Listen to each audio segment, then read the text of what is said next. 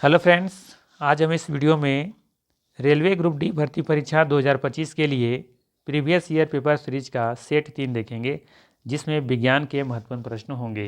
ध्यान रखिएगा, इस सीरीज में हम 2018 से लेकर 2024 तक रेलवे में पूछे गए विज्ञान के सभी प्रश्नों को कवर करने वाले हैं।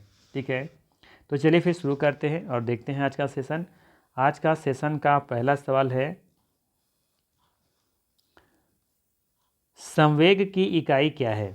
सवाल पूछा गया था, संवेग की इकाई क्या है। ध्यान रखना है, सही आंसर होगा किलोग्राम मीटर पर सेकेंड। ठीक है, इसे आप लोग चाहें तो खुद भी निकाल सकते हैं अगर फार्मूला पता है संवेग का तो।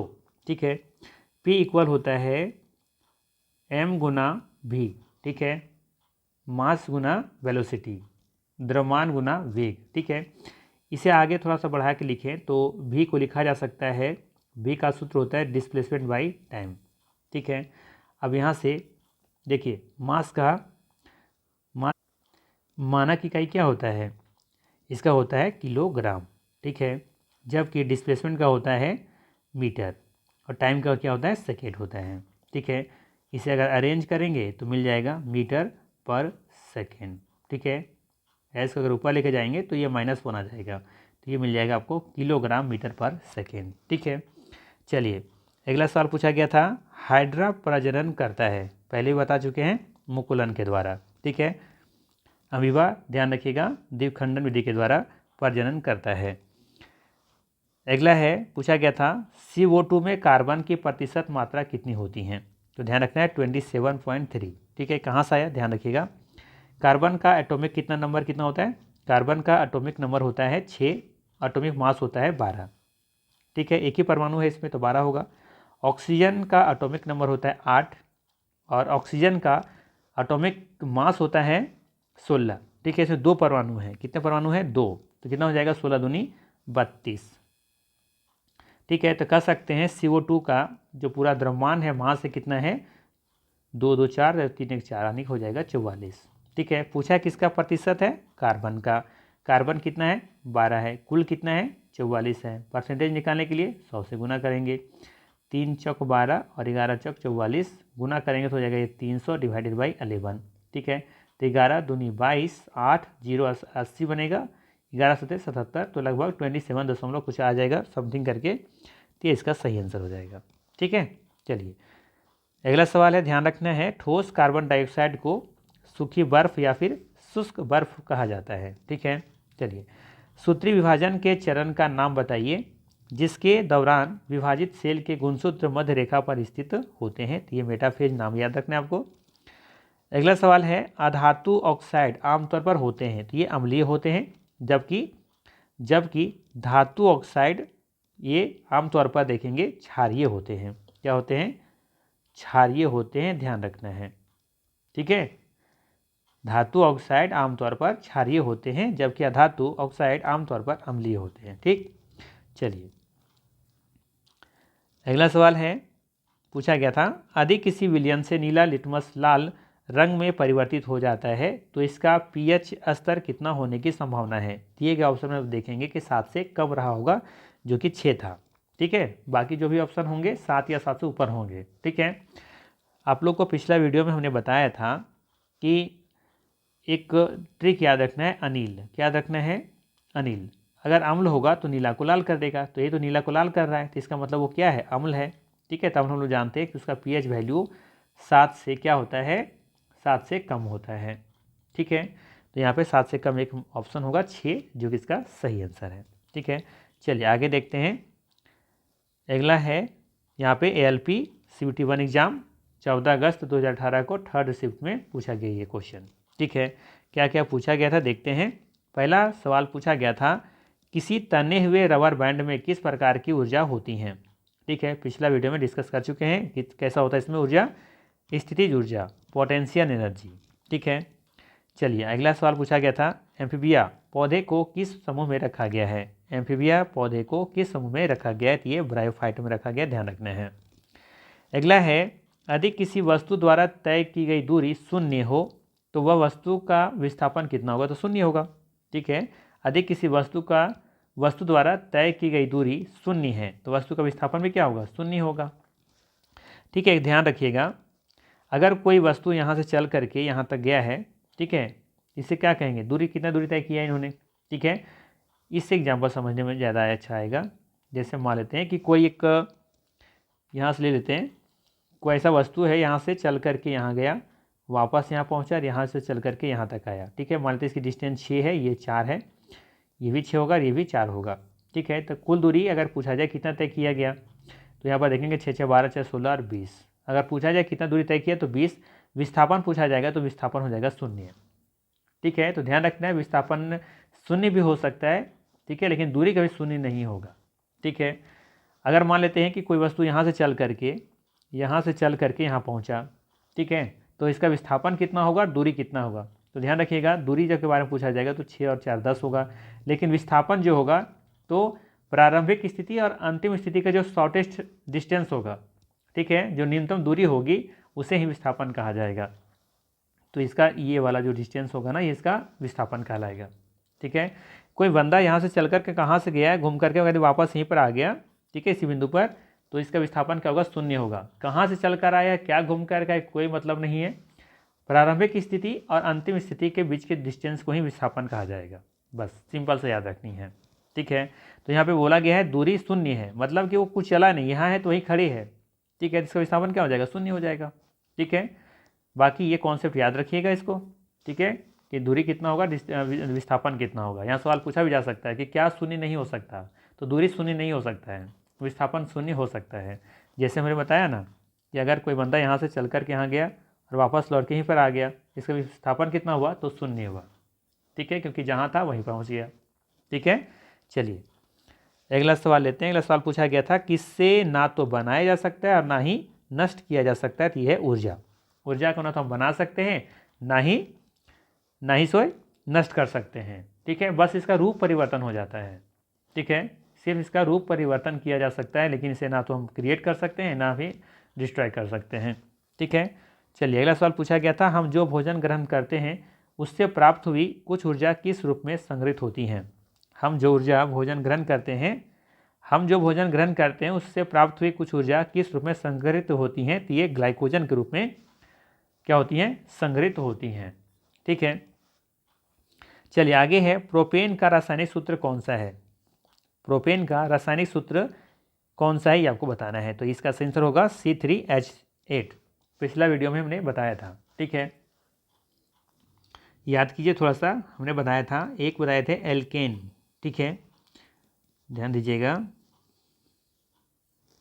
एक था आपका एल्केन, ठीक है, एक था आपका एल्कीन, एक था एल्काइन,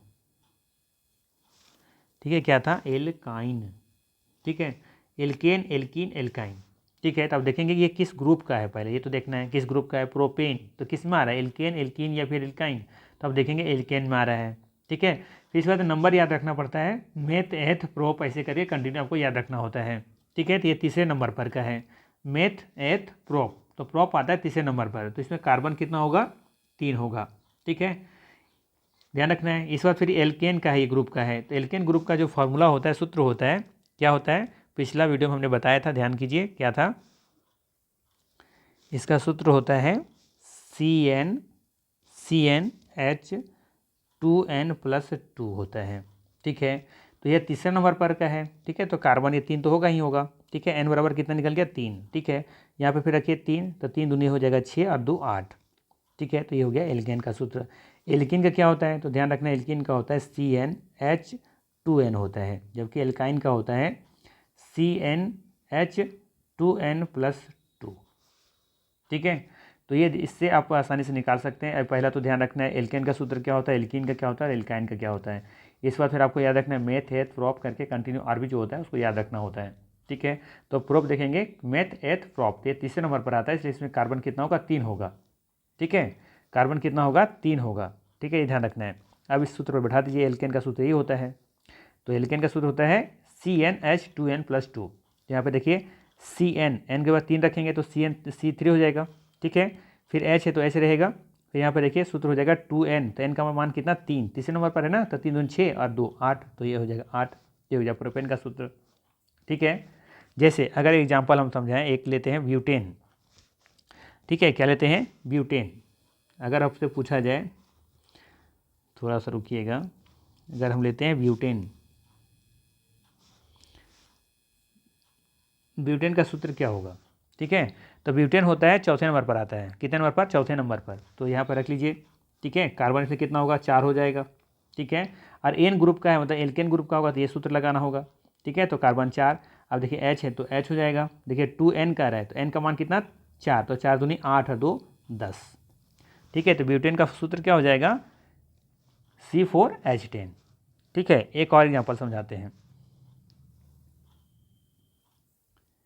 जैसे एथीन, क्या है, एथीन का है, ठीक है। तो देखिए किस में आएगा, एल्केन, एल्कीन, एल्काइन, किस में आ रहा है, किसका प्रोनाउंसिएशन मिल रहा है, तो एल्कीन का, एल्कीन एथीन, एल्कीन एथीन, ठीक है। तो मेथ एथ, एथ से बनेगा एथीन, यानी कि दूसरे नंबर पर का है एथीन, ठीक है। तो मेथ एथ, एथीन दूसरे नंबर पर आता है, इसका कार्बन हो जाएगा 2, कार्बन कितना होगा, 2 होगा। फिर क्या करें, एच लिखिए, एच लिख दिए, फिर 2 है तो 2, ठीक है। और एन कितना है, 2 का मान है तो 2 दूनी 4, कह सकते हैं C2H4, किसका सूत्र है ये है एथीन का है। ऐसे ही प्रोपेन का निकाल सकते हैं, ठीक है। प्रोपेन तीसरे नंबर पर आता है तो कार्बन यहाँ पर 3 हो जाएगा, तो 3 दूनी 6, तो H6 हो जाएगा। आसान है निकालना, थोड़ा सा कॉन्सेप्ट समझना होता है। चलिए आगे देखते हैं, sodium hydrogen carbonate, sodium hydrogen carbonate के गर्म होने पर निम्न गैसों में से कौन सी गैस छूटती हैं। शायद इस क्वेश्चन को हमने पिछला वीडियो में अच्छे तरीके से समझा रखा है, एक्सप्लेन कर रखा है, ठीक है। कार्बन डाइऑक्साइड इसका सही आंसर है, ठीक है। इसके साथ और भी कुछ कुछ निकलती हैं, पिछले वीडियो में जाकर देखिए, कॉन्सेप्ट क्लियर हो जाएगा, डिटेल समझाएं वहाँ पे। वृषणों से कौन सा हार्मोन स्रावित होता है, तो ये टेस्टोस्टेरोन होता है, ठीक है। वृषणों से कौन सा हार्मोन स्रावित होता है, तो ये टेस्टोस्टेरोन होता है, जो कि मेल में पाया जाता है, ठीक है। चलिए आगे है, गतिशील वस्तु की गतिज ऊर्जा काइनेटिक एनर्जी किस पर निर्भर करती है। सवाल है, गतिशील वस्तु की गतिज ऊर्जा काइनेटिक एनर्जी किस पर निर्भर करती है, द्रव्यमान और वेग पर, ठीक है। किस पर, द्रव्यमान और वेग पर, क्योंकि अब देखेंगे कि काइनेटिक एनर्जी का जो फार्मूला होता है, सूत्र होता है, ठीक है, वो होता है 1/2 इंटू mv², ठीक है। तो ध्यान रखिएगा 1/2 तो कांस्टेंट है, तो किस पर डिपेंड करेगा, मास और वेलोसिटी पर, ठीक है। मास और वेलोसिटी पर डिपेंड करेगा, ठीक है, ये निर्भर करती है गतिज ऊर्जा, ठीक है, ध्यान रखना है। चलिए अगला सवाल लेते हैं। अगला सवाल पूछा गया था, आधुनिक आवर्त सारणी की तीसरी अवधि और 8वें समूह में रखी गई नोबेल गैस का नाम बताइए। तो ये तो पहले आपको पीरियोडिक टेबल याद रखना पड़ेगा, ठीक है। तो आधुनिक आवर्त सारणी की तीसरी अवधि बताना और 8वें समूह में रखी गई नोबेल गैस का नाम बताना, तो ये है आर्गन, ठीक है। आर्गन इसका सही आंसर होगा, ध्यान रखिएगा। आप पीरियोडिक टेबल निकालिए और देखिएगा। वैसे यहाँ पे थोड़ा सा मिस टाइपिंग लग रहा है इसका किताब में, ठीक है। ये 8वां नहीं होगा, 18वां होना चाहिए था, 18वां समूह में है ना, ये अंतिम जो समूह होता है वो 18वां समूह होता है, ठीक है, ध्यान रखना है। और ये पहला अवधि, दूसरा अवधि और ये तीसरी अवधि। तो पहला अवधि में तो देखेंगे हीलियम रखा हुआ है, ठीक है, तो ये ध्यान रखना है। तीसरा में देखेंगे तीसरी अवधि और 18वां समूह में कौन सा गैस है, ये आर्गन गैस है और ये अक्रिय गैस है, ठीक है। या फिर छोड़िए, ऐसे देखिए, आप ऐसे समझिए, ठीक है। तो सबसे पहले देखेंगे पहला अवधि पीरियड्स है ना, इसे देखेंगे आप, यहाँ पे हाइड्रोजन मिलेगा आपको और यहाँ पे मिलेगा हीलियम, ठीक है। सेकंड में देखेंगे यहाँ पे मिलेगा लिथियम और यहाँ मिलेगा बेरिलियम, ठीक है। इसी से कंटिन्यू आगे देखेंगे तो हाइड्रोजन के नीचे फिर मिलेगा आपको नियॉन, ठीक है।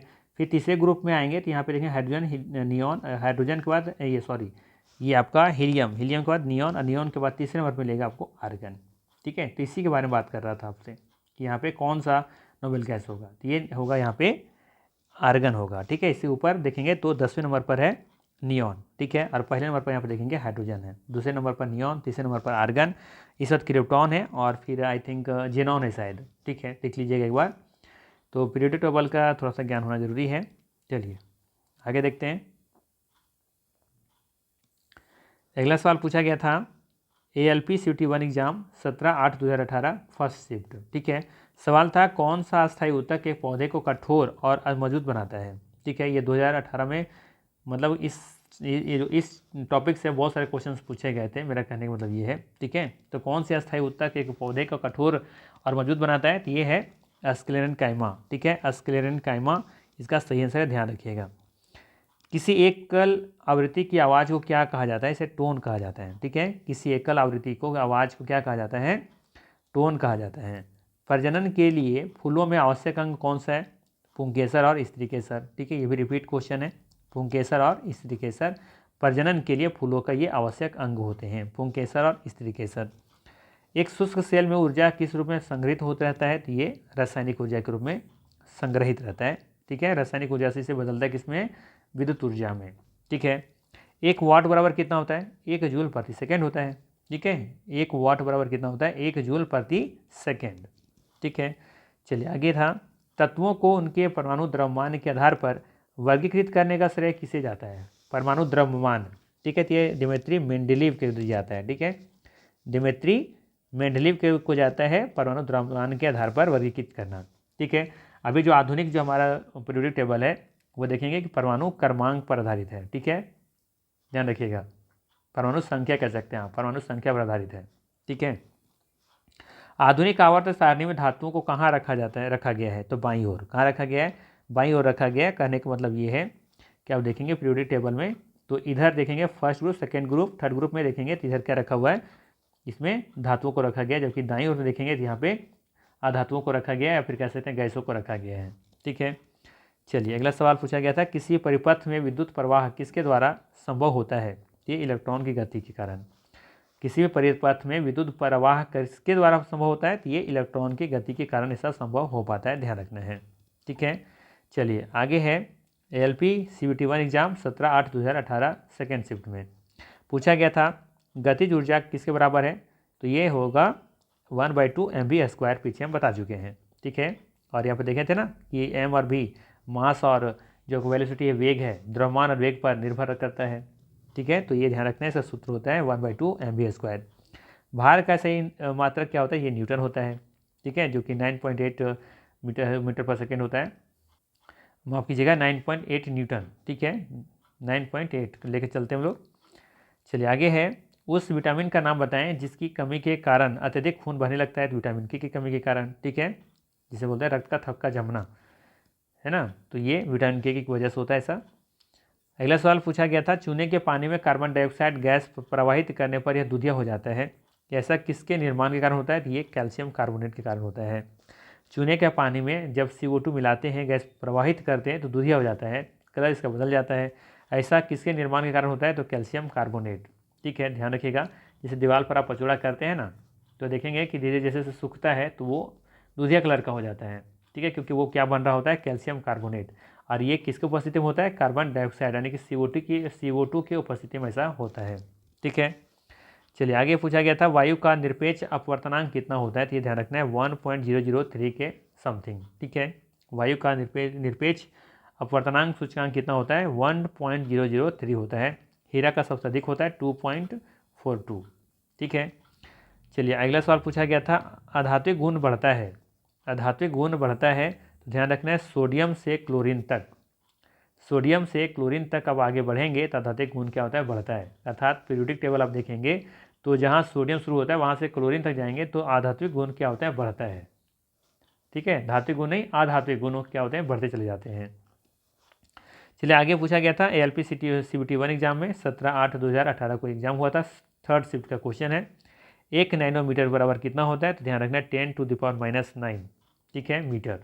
ठीक है, 1 नैनोमीटर के बराबर।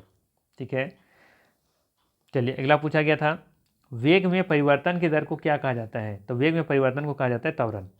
ठीक है, सिंपल से ध्यान रखिए, जैसे मान लेते हैं अभी मान के चल रहे हैं कि V1 गति से आप चल रहे हैं। ठीक है, आप जो एक्सीलरेटर लेते हैं तो आप गति मान लेते हैं कि V2 चला गया।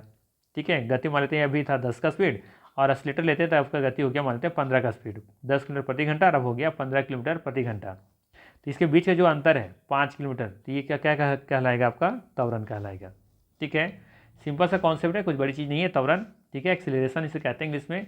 ठीक है, जैसे आप जब एक्सीलरेटर लेते हो है ना, तो जैसे कि 10 का स्पीड से चल रहे हैं आप, ठीक है, और एक्सीलरेटर लेते हैं तो गाड़ी का स्पीड हो गया 20, तो यानी कितना आप एक्स्ट्रा भाग गए? 10 का एक्स्ट्रा स्पीड हो गया आपका। ठीक है, तो वो जो चेंज हुआ है, जो परिवर्तन हुआ है, उसे ही कहा जाता है त्वरण। ठीक है, चलिए अगला सवाल पूछा गया था, ध्वनि क्या है? ध्वनि क्या है? ध्वनि एक आंतरिक लहर है, ध्यान रखना है। ठीक है, वेग में परिवर्तन की दर को निकालने जो तरीका है ना, दर निकालना चाहते हैं, रेट निकालना चाहते हैं, तो ऐसे हम निकाल सकते हैं।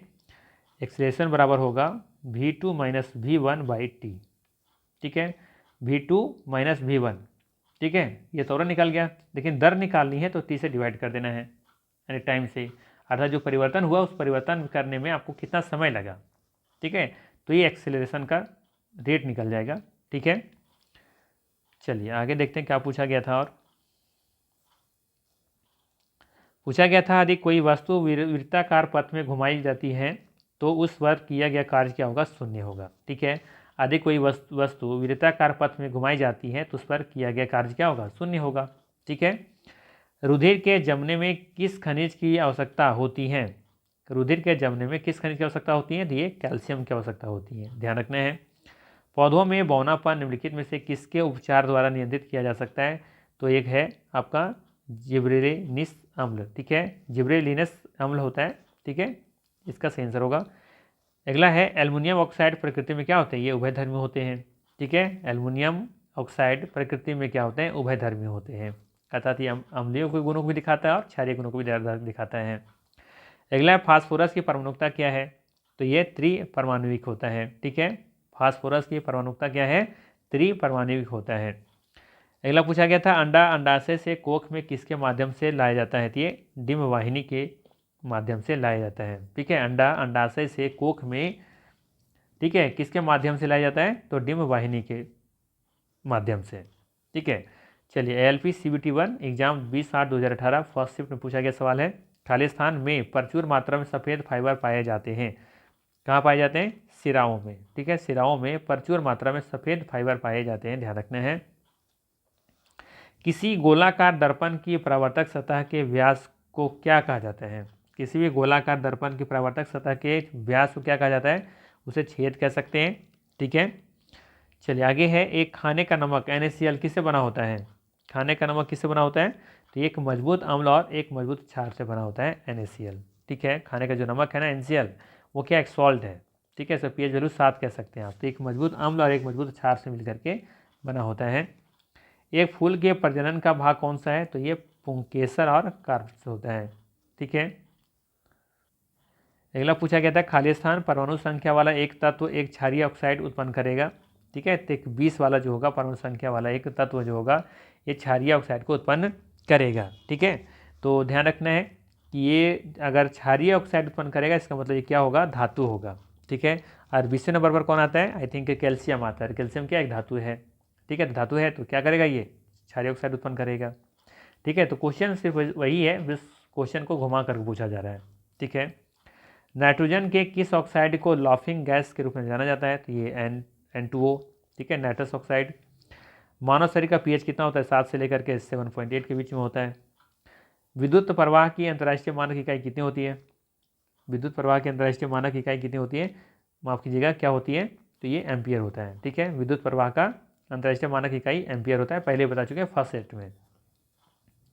ठीक है, अगला पूछा गया था न्यूलैंड्स के आवर्ती वर्गीकरण में 10वां तत्व निम्नलिखित में से किसके जैसा दिखता है, तो ये तीसरा जैसा दिखता है। ठीक है, न्यूलैंड के आवर्ती वर्गीकरण में 10वां तत्व निम्नलिखित में से किसके जैसा दिखेगा, ये तीसरा जैसा दिखेगा। ठीक है, जैसे ध्यान रखिएगा पहला से लेकर के 7 तक कंटिन्यू चलते हैं, फिर 8वां जो होगा वो दिखेगा पहला जैसा, 9वां जो दिखेगा वो दूसरा जैसा, और 10वां दिखेगा ये तीसरे जैसा। सूर्य जैसे 7 होते हैं ना, तो उसी तरीके से न्यूलैंड से कहा था। ठीक है, कि शुरू की तरह है ये। ठीक है, तो हर 7वें बाद रिपीटेशन होता है, तो 7वां के बाद 8वां जो होगा वो पहले के जैसा दिखेगा, 9वां जो होगा दूसरे के तरह दिखेगा, 10वां जो होगा वो तीसरे के जैसा दिखेगा। ठीक है, तो इसका सही होगा तीसरा। अगला पूछा गया था अनुवांशिक सामग्री के वाहक हैं, तो कौन होते हैं, ये जीन क्या है, अनुवांशिक सामग्री के वाहक होते हैं। चलिए आगे है ALP CBT1 exam 20/8/2018 second shift पूछा गया था जीवन की उत्पत्ति के बारे में ओपेरिन का सिद्धांत किससे संबंधित है, तो ये रासायनिक विकास से संबंधित है। ठीक है, इसके और भी सवाल हैं इस शिफ्ट का, तो हम लोग देखेंगे बाकी क्वेश्चंस को नेक्स्ट वीडियो में। ठीक है, चलिए फिर मिलते हैं इसी तरह के नेक्स्ट वीडियो में। Thanks for watching.